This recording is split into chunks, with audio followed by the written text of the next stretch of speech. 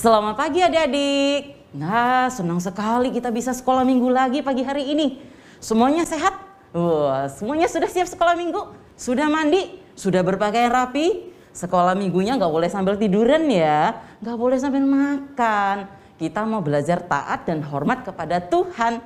Ayo sebelumnya kita lipat tangan, tutup mata, kita berdoa. Tuhan Yesus, terima kasih pagi ini kami boleh sekolah minggu lagi. Saat ini kami mau memuji Tuhan, kami mau mendengarkan firman-Mu. Tuhan yang pimpin sekolah minggu kami. Dalam nama Tuhan Yesus kami berdoa. Amin.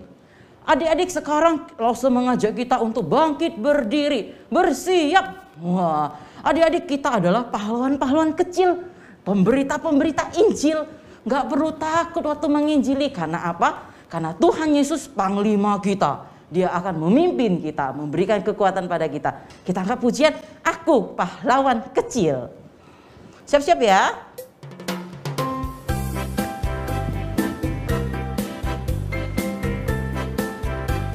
Aku pahlawan kecil. Aku pahlawan kecil. Yesus panglimaku.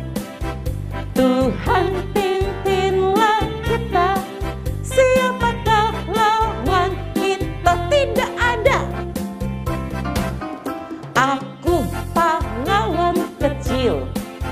Yesus panglimaku. Tuhan pimpinlah kita. Siapakah lawan kita? Tidak ada. Sekali lagi pahlawan kecil, siap-siap. Aku pahlawan kecil. Yesus panglimaku. Tuhan pimpinlah kita. Siapakah lawan kita? Tidak ada. Aku pahlawan kecil. Yesus panglimaku. Tuhan pimpinlah kita. Siapakah lawan kita? Tidak ada. Kalau Tuhan yang pimpin kita, tidak ada lawan kita ya. Saat ini langsung mengajak kita mempersiapkan diri, memberikan yang terbaik untuk Tuhan. Ayo kita masih mau memuji Tuhan ya. Siap-siap kita mau mengucap syukur, bersyukur selalu untuk kebaikan Tuhan. Siapkan persembahannya, siapkan handphonenya untuk scan ya. Bersyukur kepada Tuhan sebab Dia baik.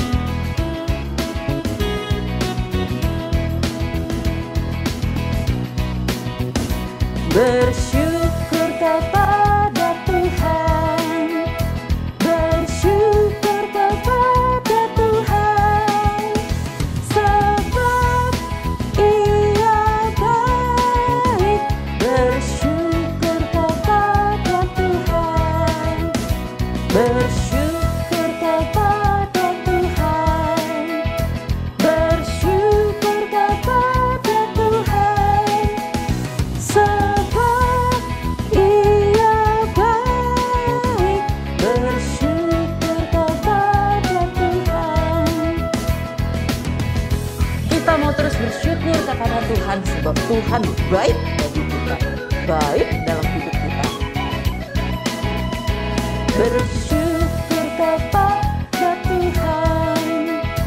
Bersyukur kepada Tuhan.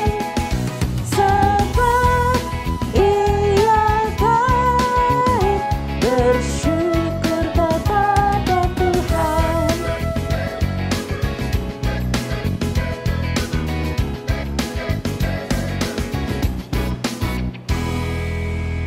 Mari kita lipat tangan, kita tutup mata, kita berdoa. Tuhan, kami bersyukur karena Engkau baik dalam kehidupan kami. Terlalu banyak berkat Tuhan bagi kami, bagi papa mama kami. Terima kasih Tuhan, ajar kami untuk memberi yang terbaik bagi Tuhan. Ajar kami memberi hidup kami sedari kami kecil untuk dipakai oleh Tuhan. Terima kasih Tuhan Yesus, dalam nama Tuhan Yesus kami berdoa. Amin. Adik-adik, sebelum mendengar firman Tuhan, kita mau angkat satu pujian lagi nih, yang menceritakan tentang besarnya kasih Tuhan pada kita. Tuhan Yesus mau disalib untuk kita, tanda paku di kaki dan tangan, tanda cintanya Tuhan untuk kita.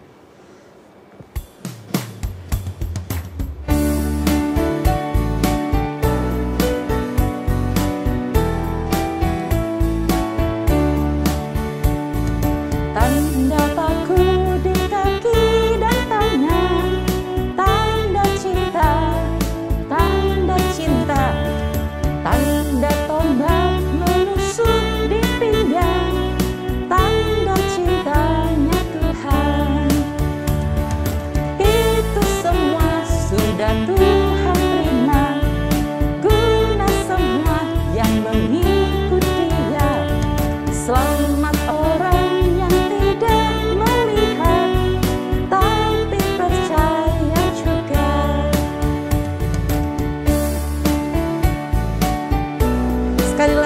pujian ini ya, tanda cintanya Tuhan. Tanda paku di kaki dan tangan, tanda cinta, tanda cinta, tanda tombak menusuk di pinggang, tanda cintanya Tuhan. Itu semua Tuhan sudah terima,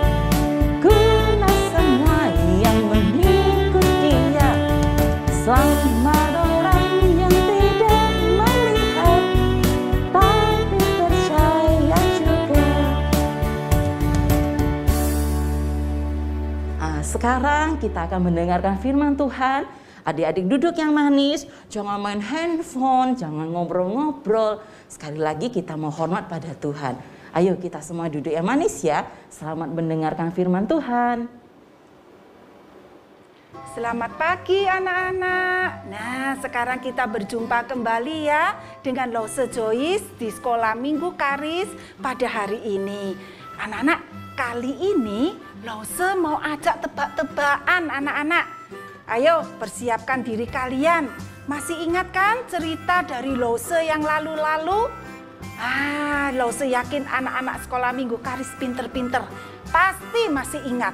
Yuk, sekarang siap-siap. Nanti yang bisa menjawab segera teriak ya, jawab ya. Yuk, pertanyaan pertama. Di manakah Paulus dan Barnabas didoakan sebelum diutus melakukan perjalanan misi? Ayo, siapa yang tahu angkat tangan, segera jawab. Ya, siapa? Ya, benar. Di Antioquia. Nah, sekarang ada pertanyaan yang kedua, ya, dengarkan baik-baik, buka telinganya, dengarkan baik-baik. Di mana ya kejadian Paulus dan Barnabas bertemu dan menceritakan firman Tuhan kepada Gubernur Sergius? Ayo, siapa yang masih ingat cerita itu? Ya, apa jawabnya? Siprus di Pafos. Pinter sekali. Ada satu pertanyaan lagi. Ya, pertanyaan yang ketiga sekarang yang belum sempat menjawab, cepat siap ya untuk menjawab. Hal baik dan buruk apa yang terjadi pada Paulus dan Barnabas ketika mereka di Pisidia? Ayo, hal baiknya dulu. Siapa yang bisa jawab? Ya, apa? Lause kurang dengar yang keras sekali. Ya, Paulus sempat 2 kali mengabarkan Injil, benar. Sekarang hal buruknya apa ya? Ayo, terakhir kali siapa yang bisa menjawab? Hal buruknya adalah ya, mereka dinista di sana. Mereka diusir, itu hal buruknya ya. Nah, anak-anak, hari ini kita akan belajar tentang perjalanan Paulus. Ya, coba kita review dulu pelajaran yang lalu-lalu. Anak-anak masih ingat enggak pelajaran Paulus tentang perjalanan misinya yang pertama? Paulus berangkat dari mana? Ayo, siapa yang ingat? Dari Antioquia. Benar, dari Antioquia. Setelah dari Antioquia, Paulus kemana ya anak-anak ya? Ke Seleukia, benar. Dari Seleukia, Paulus berjalan lagi. Akhirnya dia sampai ke Siprus, lalu ke Salamis. Habis itu Paulus jalan lagi kemana? Siapa yang tahu? Ke Pafos, pinter anak-anak ya. Habis ke Pafos, Paulus itu berjalan lagi memberitakan firman Tuhan. Sampailah dia di mana? Siapa yang tahu? Perga, benar. Setelah itu Paulus pergi ke Pisidia. Nah, itu yang lalu, pelajaran yang lalu. Sekarang Lose mau melanjutkan perjalanan Paulus. Setelah dari Pisidia, Paulus kemana ya anak-anak ya? Menurut Kisah Para Rasul pasal 14 ayat 1, Paulus itu pergi ke Ikonium anak-anak. Nah, apa yang terjadi dengan Paulus di Ikonium? Anak-anak, ketika Paulus pergi ke Ikonium, Paulus mengabarkan firman Tuhan di sana. Paulus mengajar banyak orang. Banyak orang yang percaya juga di sana. Baik orang Yahudi maupun orang Yunani, mereka banyak yang percaya. Tetapi anak-anak, di antara orang yang banyak percaya itu, ada juga loh orang Yahudi yang nggak mau percaya, yang nggak suka dengan ajaran Paulus. Lalu mereka memiliki niat jahat kepada Paulus. Mereka ingin menganiaya Paulus, supaya Paulus nggak bisa menyampaikan firman Tuhan lagi. Nah anak-anak, Roh Kudus selalu melindungi Paulus dan Barnabas. Ya, Roh Kudus tahu niat jahat dari orang-orang Yahudi di sana. Oleh karena itu Roh Kudus memberitahukan kepada Paulus. Paulus tahu kalau mereka mau berbuat jahat pada dirinya. Karena itu Paulus dan Barnabas segera keluar dari kota Ikonium dan dia pergi ke tempat yang lain. Kali ini Paulus sampainya kemana anak-anak setelah dari Ikonium? Ternyata Paulus pergi ke Listra anak-anak. Wah, sampai di Listra Paulus dan Barnabas. Mulailah di Listra Paulus dan Barnabas memberitakan firman Tuhan sekali lagi di sana. Nah, ketika itu di Listra itu anak-anak, Paulus bertemu dengan seorang laki-laki yang duduk diam saja. Kenapa ya laki-laki ini kok duduk diam saja? Apa karena dia malas ya kira-kira? Enggak anak-anak, bukan. Laki-laki ini hanya duduk diam saja karena dia mempunyai sakit lumpuh. Dan itu dia sudah sakit sejak dari lahir. Siapa yang tahu sakit lumpuh itu apa? Ayo. Sakit lumpuh itu enggak bisa gerak anak-anak. Enggak bisa jalan, enggak bisa lari, duduk diam begitu saja. Ya, orang ini sakit lumpuh anak-anak. Tetapi orang ini mendengarkan pengajaran dari Paulus dan Barnabas. Dia mau menerima Injil. Dan ketika orang lumpuh ini menerima Injil, Tuhan mulai bekerja anak-anak di dalam diri orang lumpuh itu. Apa ya? Ternyata orang lumpuh itu disembuhkan oleh Tuhan anak-anak. Wah, kabar gembira ya. Orang yang tadinya mulai lahir gak bisa gerak, gak bisa lari, gak bisa jalan, ya, gak bisa kemana-mana.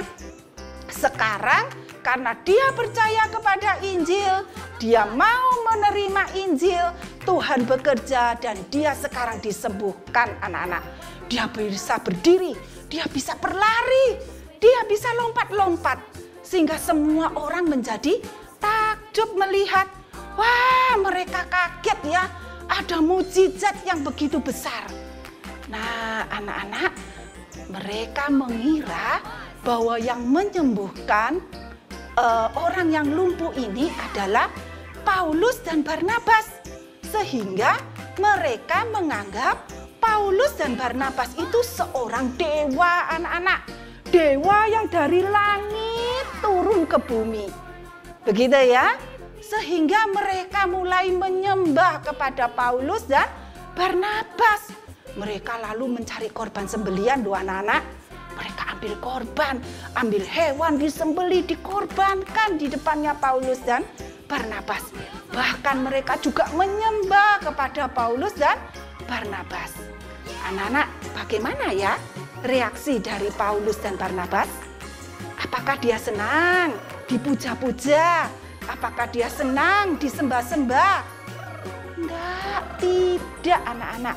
Paulus sangat sedih sekali waktu itu. Kenapa?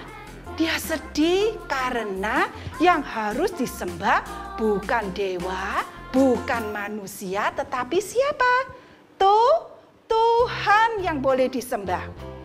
Melihat perlakuan orang-orang yang menganggap Paulus dan Barnabas seorang dewa, bahkan anak-anak, mereka memberi nama loh pada Paulus dan Barnabas dengan nama dewa-dewa mereka. Diberi nama Zeus dan Hermes. Wah, bayangkan Paulus dan Barnabas diberi nama dewa. Ya, lalu Paulus tidak bisa tinggal diam, tidak bisa diam ini.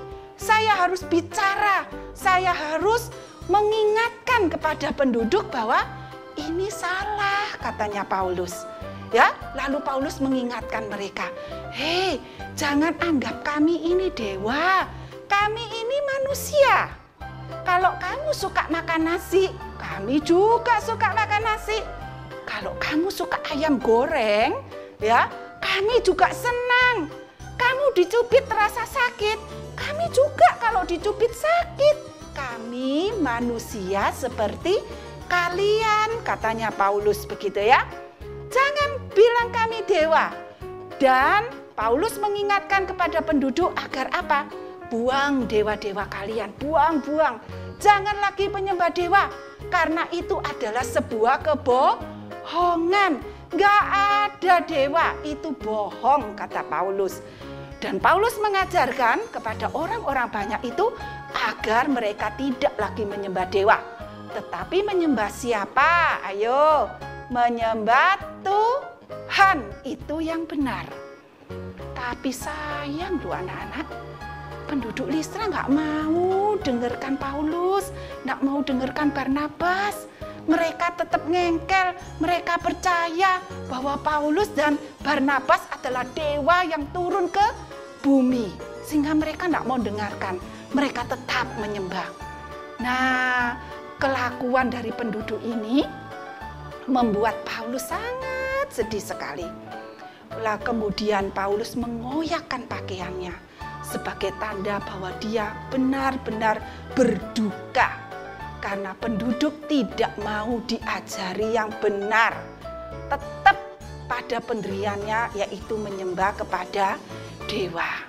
Nah, anak-anak, di antara sekian banyak orang, ada loh anak-anak, sebagian orang Yahudi yang dari Ikonium, yang tadi marah-marah sama Paulus. Ingat enggak waktu Paulus di Ikonium? Mereka marah-marah kan sama Paulus? Mereka mau merencanakan sesuatu yang jahat kan? Untung Roh Kudus menolong Paulus, ya kan? Nah, mereka ada di situ anak-anak, orang Yahudi yang ada di Ikonium. Lalu orang Yahudi yang ada di Antioquia, mereka juga ada di situ. Lalu apa yang mereka kerjakan? Mereka berkomplot anak-anak. Mereka bekerja sama anak-anak. Untuk apa? Untuk menjatuhkan Paulus dan Barnabas. Karena mereka tidak suka Injil diberitakan oleh Paulus dan Barnabas. Apa yang mereka lakukan? Mereka mulai menyebarkan hoax. Nah, kalau sekarang sering kita dengar ya, ada berita hoax di sini, di sana. Apa itu? Berita yang tidak benar, yang bohong. Demikian juga pada waktu itu, Paulus diberitakan oleh orang-orang Yahudi yang ada di Ikonium dan orang Yahudi yang ada di Antioquia, berkata bahwa, oh ini loh Paulus ini begini. Sehingga orang-orang menjadi marah anak-anak. Ya, karena kebohongan yang diberitakan terus-menerus, orang-orang menjadi percaya dan marah besar. Apa yang mereka lakukan kepada Paulus dan Barnabas? Aduh anak-anak, mereka saking marahnya ya, mereka mulai ambil batu, mereka lempari si Paulus dan Barnabas dengan batu. Wah, mereka teriak-teriak, mereka lempari, begitu ya. Nah, ketika mereka melihat, wah, tuh Paulus sudah meninggal tuh. Dikiranya Paulus meninggal, mungkin karena dihantam banyak batu, Paulus nggak sadar, begitu ya anak-anak ya. Dikira meninggal, lalu si Paulus dibawa, diseret keluar kota. Sudah dibawa, ini Paulus sudah meninggal nih, diseret keluar kota. Nah, di luar pintu gerbang, Paulus dikelilingi oleh para murid. Dan seketika itu juga Paulus sadar. Lalu Paulus berdiri, dan apa yang dilakukan oleh Paulus? Ayo, kira-kira apa? Anak-anak, ternyata Paulus kembali lagi masuk ke dalam kota Listra. Kalau Lose jadi Paulus, mungkin ya Lose waktu itu sudah bisa selamat keluar dari kota Listra. Lose nggak akan kembali, Lose langsung lari cari tempat yang aman. Tapi Paulus tidak. Paulus kembali lagi masuk ke dalam kota Listra. Tetapi keesokan harinya Paulus dan Barnabas keluar dari kota itu. Dia pergi ke tempat yang lain untuk mengabarkan firman Tuhan. Kali ini kemana ya? Paulus menuju ke Derbe, anak-anak. Nah, di Derbe itu Paulus memberitakan firman Tuhan, memberitakan Injil. Dan banyak sekali orang-orang yang menjadi percaya dan mau menerima Injil di kota Derbe. Ya, anak-anak, Paulus tidak pantang menyerah. Meskipun dia dianiaya, meskipun diancam nyawanya, tapi Paulus nggak pernah mundur selangkah pun. Paulus tetap maju memberitakan firman Tuhan. Kenapa ya anak-anak ya? Kalau Lose pasti takut lah. Mau dibunuh, dipukuli, takut Lose. Nah, kenapa ya Paulus dan Barnabas tidak takut? Karena mereka percaya kepada Tuhan. Mereka percaya kepada janji Tuhan. Tuhan pernah berjanji, barang siapa hambanya yang diutus untuk mengabarkan Injil, Roh Kudus akan melindungi dan menyertai. Paulus dan Barnabas yakin dan percaya akan janji Tuhan. Mereka yakin mereka dalam lindungan dari Roh Kudus. Sehingga mereka nggak mundur selangkah pun untuk memberitakan Injil. Nah, anak-anak, setelah dari Derbe, ternyata Paulus kembali lagi ke Listra. Wah, Paulus ini gimana ini anak-anak? Kembali lagi ke Listra. Padahal tadi di Listra dia sudah dipukuli. Hampir mati loh anak-anak. Tapi dia nggak takut, dia kembali ke Listra. Setelah dari Listra dia kembali ke Ikonium. Lalu kembali lagi ke Antiokhia. Kenapa ya? Kok Paulus harus kembali? Sudah sampai Derbe kok nggak meneruskan perjalanan. Tapi malah kembali ke Listra, kembali ke Ikonium. Bahkan kembali lagi ke Antiokhia. Begitu ya? Ternyata ada maksud tertentu dari Paulus, anak-anak. Paulus ingin mengunjungi orang-orang percaya di kota-kota itu. Karena kalian masih ingat kan? Ketika firman Tuhan diberitakan, banyak loh orang yang percaya. Meskipun ada juga sih orang yang nggak percaya, tapi banyak juga yang percaya. Nah, karena itu Paulus ingin mengunjungi mereka. Paulus ingin melihat keadaan mereka. Paulus ingin menguatkan iman mereka agar mereka nggak lemah, agar mereka tetap berani mengabarkan Injil. Dan Paulus juga ingin berdoa untuk para murid dan orang-orang percaya di kota-kota itu. Dan Paulus juga mencari seorang penatua, anak-anak, menetapkan seorang penatua. Apa ya penatua itu? Penatua itu pemimpin jemaat, ya. Nah, Paulus juga pulang kembali ke Listra, ke Ikonium, ke Antiokhia untuk memilih penatua atau pemimpin jemaat. Nah, setelah itu apa yang dilakukan oleh Paulus, anak-anak? Ternyata Paulus lalu melanjutkan perjalanannya lagi. Dia kembali lagi, anak-anak. Setelah dari Antiokhia, dia kembali ke Perga. Setelah dari Perga, dia kembali ke Atalia. Nah, anak-anak, dari Atalia, kemudian Paulus berlayar jauh menuju ke awalnya, menuju ke asalnya Paulus tadi berangkat, yaitu ke Antiokhia di Syria. Ya, Paulus kembali lagi ke Antiokhia. Nah, anak-anak, sesampai di Antiokhia, Paulus disambut oleh orang-orang percaya di sana, oleh pengikut-pengikutnya. Lalu apa yang dilakukan Paulus di sana? Ternyata Paulus mengumpulkan mereka, anak-anak. Untuk apa mereka dikumpulkan? Paulus ingin cerita pengalamannya yang panjang selama perjalanan misinya yang pertama. Ya, Paulus di situ menceritakan bagaimana dia dianiaya, bagaimana dia dilempari batu, mau dibunuh, diusir. Tapi selain itu, Paulus juga bercerita bagaimana banyak sekali orang yang mau menerima Injil, mau percaya kepada Injil. Ya, Paulus yakin dan percaya kalau dia bisa pulang kembali ke Antiokhia, itu semua berkat perlindungan daripada siapa tadi anak-anak? Roh Kudus, benar ya.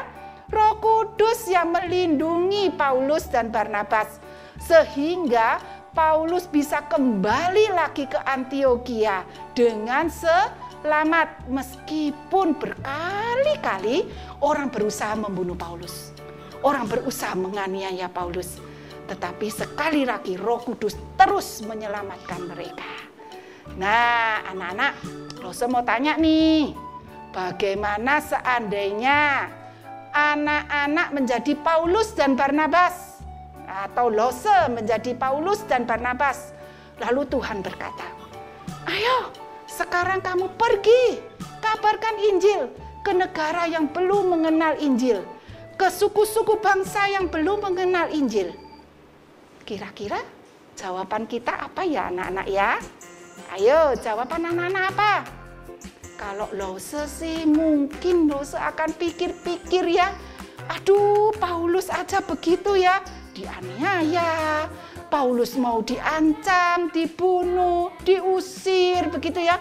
Lose mungkin takut ya, aduh Tuhan jangan saya deh, suruh yang lain aja gitu ya. Lose takut. Bagaimana dengan anak-anak? Ayo setelah mendengar firman Tuhan, bagaimana sikap kita? Kita harus berani. Kenapa kita harus berani?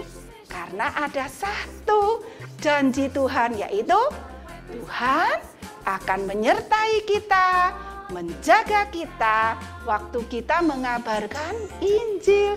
Gak perlu takut lagi ya. Anak-anak, nanti kalau besar ketika Tuhan berkata, ayo sekarang waktunya kamu mengabarkan Injil, segera jawab, ya Tuhan aku mau berangkat, aku nggak takut karena ada Roh Kudus yang melindungi aku. Ya, Lause, kalau itu besar, lah sekarang aku kecil, bagaimana? Berarti aku nggak bisa ya mengabarkan Injil, karena aku kan masih kecil, mau pergi masih takut Lause, jauh dari mama papa masih takut, ya. Bagaimana? Jadi aku nggak perlu ya mengabarkan Injil ya, kan masih kecil. Nah anak-anak, tidak anak-anak, meskipun kita kecil, kita masih bisa mengabarkan Injil, tetapi sesuai dengan kemampuan kita. Ya, ayo gimana caranya? Luse kasih tahu ya anak-anak caranya ya. Nah anak-anak, sekarang kita kan lagi online ya. Nah kita kan dengar firman Tuhan ya. Kita mengabarkan Injil nggak perlu jauh-jauh, karena kita kan masih kecil. Di sekitar kita aja lah, di lingkungan kita. Pada mama papa, pada koko Jeje, meme Titi, ama Akong, ya. Pada mereka saja dulu, di lingkungan kita, nggak jauh-jauh. Ya, kita bisa mengabarkan Injil kepada mereka. Tapi Lose, mama papaku, ama Akongku, dan saudara-saudaraku mereka sudah terima Yesus. Mereka sudah percaya Injil. Gak perlu kan saya untuk menginjili mereka lagi?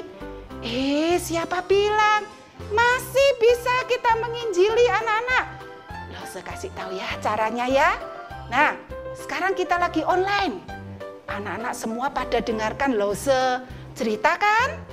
Anak-anak masih ingat kan di kepalanya tentang cerita Lose, tentang perjalanan misi Paulus yang pertama? Masih ingat kan? Kalau enggak ingat nanti buka Alkitab. Ya, kita buka, kita baca sekali lagi. Setelah itu, apa yang harus anak-anak lakukan? Setelah online sekolah minggu selesai, anak-anak hampiri mama. Mama dululah, atau papa dulu juga boleh ya. Cerita lagi kepada mama papa. Ma, pa, ini loh Loseku tadi cerita ini. Aku juga bisa cerita. Cerita sama mama papa. Cerita sama akong sama ama. Ya, nah itu cara kita mengabarkan Injil. Jadi tidak ada kata aku masih kecil, aku nggak bisa. Tidak, kita bisa mengabarkan Injil sesuai dengan kapasitas kita masing-masing ya. Nah anak-anak, Lose sudah menceritakan bagaimana kisah perjalanan misi Paulus yang pertama ya. Sekarang tiba saatnya kita mau baca Alkitab ya. Kita mau ayat hafalan. Tapi Lose akan mulai ayat hafalannya pada anak-anak yang kecil-kecil dulu. Ya, ayo yang kecil-kecil angkat tangan. Yang mana yang kecil-kecil? Ya, ayo minta bantuan mama atau papa untuk buka Alkitabnya ya. Sudah, sekarang kita buka kitab Roma. Ayo Ma, ayo Pak, bantu ya buka kitab Roma. Pasalnya yang ke-8a saja ya. Yang sedikit saja buat anak-anak ya. Yuk kita baca bersama-sama. 1, 2, 3. Akan tetapi Allah menunjukkan kasih-Nya kepada kita. Pendek ya, gampang ya. Ayo sekali lagi. Roma pasal 5 ayat 8a.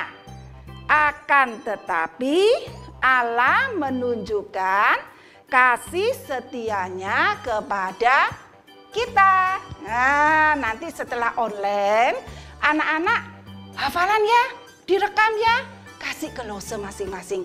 Lose, aku pintar loh, aku bisa hafalan loh, meskipun aku masih kecil, ya. Nah, sekarang tiba giliran anak-anak yang agak besar. Kelas tengah dan kelas besar, angkat tangan. Yang mana? Ya, banyak sekali murid Lose ya, kelas tengah dan kelas besar. Yuk, kita buka kitab Roma pasal 5. Anak-anak yang besar pasti sudah pinter untuk buka Alkitab. Oke?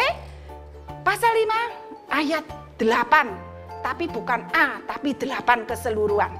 Yuk, kita bersama-sama membacanya.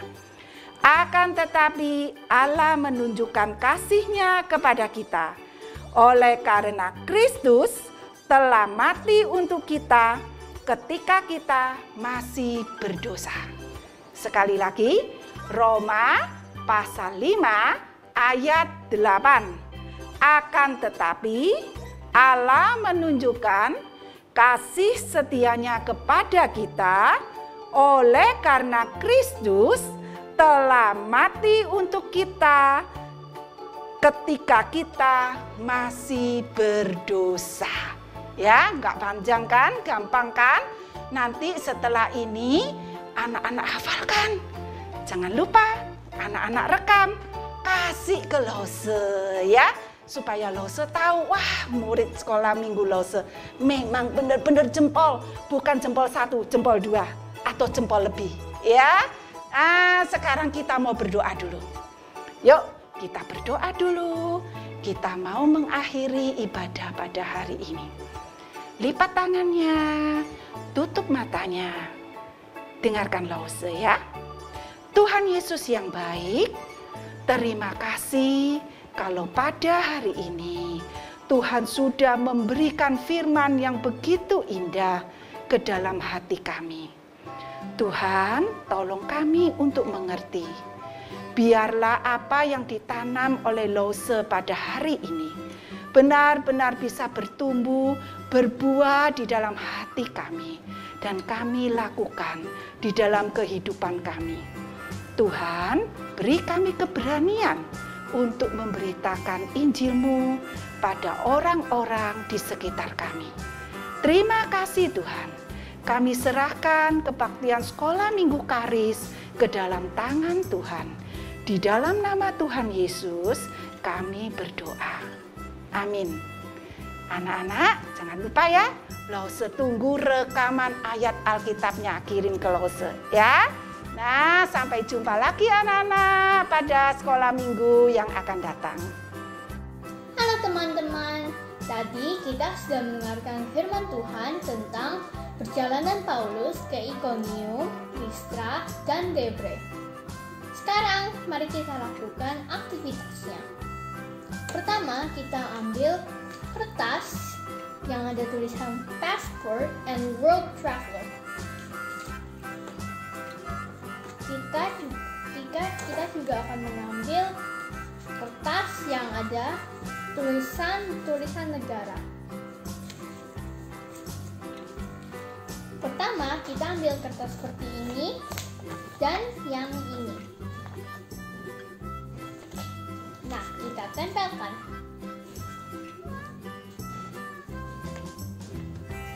Nah, sudah kita tempel.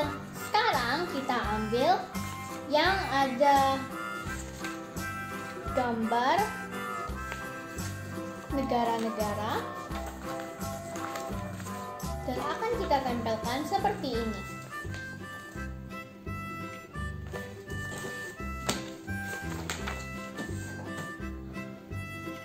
Nah, sudah selesai. Sekarang mari kita bentuk jadi buku.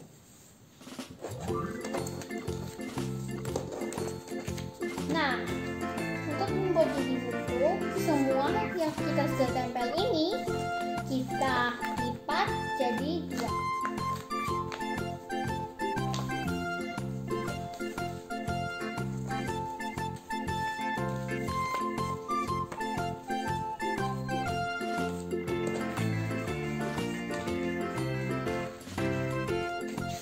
Nah, lalu kita masukkan ke dalam sini. Sekarang kita akan menggunakan staples.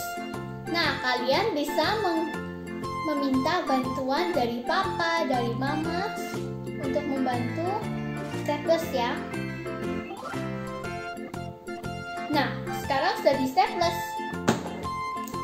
Lihat ya. Nah, sudah jadi buku kan? Sudah bisa dibuka. Sekarang kita akan mewarnai. Nah, kalian bisa mewarnai negara yang kalian mau kunjungi.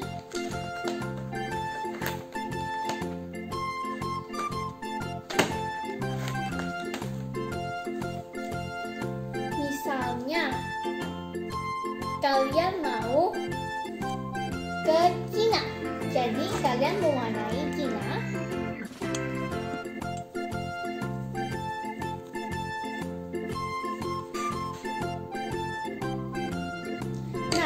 Sudah diwarnai. Nih, misalnya kalian mau ke Cina kan? Nah, kita ke Cina untuk memberitakan tentang firman Tuhan supaya orang-orang bisa mendengar tentang Tuhan Yesus. Nah, setelah kalian sudah mewarnai tempat-tempat yang kalian mau, kita akan mengambil kertas seperti ini, lalu kita potong.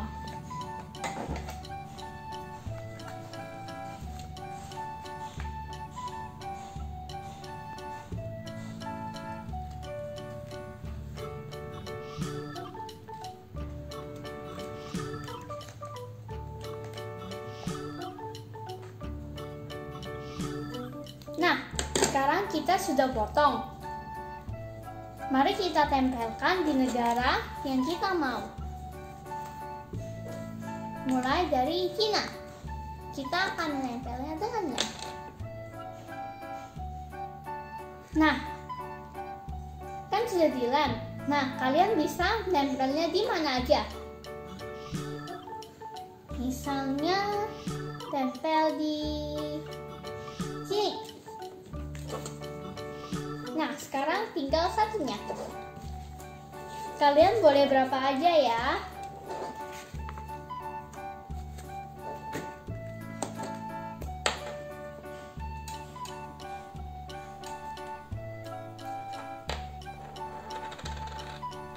Kita tempel.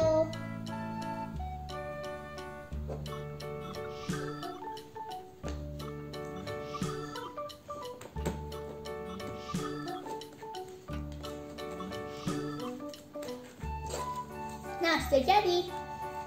Sekarang kita akan mengambil kertas berwarna biru yang tertulis Matius 28 ayat 19-20. Karena itu pergilah, jadikanlah semua bangsa muridku dan baptislah mereka dalam nama Bapa dan Anak dan Roh Kudus. Dan ajarlah mereka melakukan segala sesuatu yang telah kuperintahkan kepadamu. Dan ketahuilah, aku menyertai kamu senantiasa sampai kepada akhir zaman. Nah, kita akan menempelnya di bagian belakang. Kita buka stikernya. Lalu kita tempel. Nah, sudah jadi password kita.